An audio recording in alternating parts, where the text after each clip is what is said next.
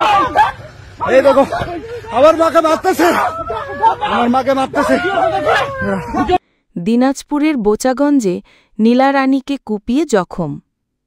দিনাজপুরের বোচাগঞ্জ উপজেলার ৪ নং আটগাঁও ইউনিয়নের ওয়ার্ড নং ৫ মণিপুর গ্রামের বাসিন্দা নীলা রানী ৪৪ স্বামী মৃত অনিত্রচন্দ্র রায়কে পূর্বশত্রুতার জেরে কুপিয়ে জখম করেছে একই ইউনিয়নের বাসিন্দা মোহাম্মদ মোজাম্মেল হকের ৩ ছেলে, সাবেক ইউপি সদস্য বাবুল রহমান, তারিকুল রহমান, শরীফুল ইসলাম এবং বাবুল রহমানের ছেলে মুন্না।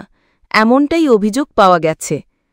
২৩ জুলাই ২০২৫ রোজ মঙ্গলবার বিকেল আনুমানিক ৬টার দিকে ফসলি জমি দেখে বাড়ি ফেরার সময় একা পেয়ে উপরোক্ত ব্যক্তিরা তার উপর হামলা চালায় বলে জানান আহত নীলা রানীর ছেলে হৃদয়।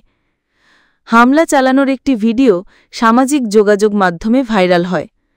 তাতে একজনের হাতে দেশীয় অস্ত্র নিয়ে ঝাঁপিয়ে পড়তে দেখা যায়। বর্তমানে নীলা রানী বোচাগঞ্জ উপজেলা স্বাস্থ্য কমপ্লেক্সে চিকিৎসাধীন রয়েছেন।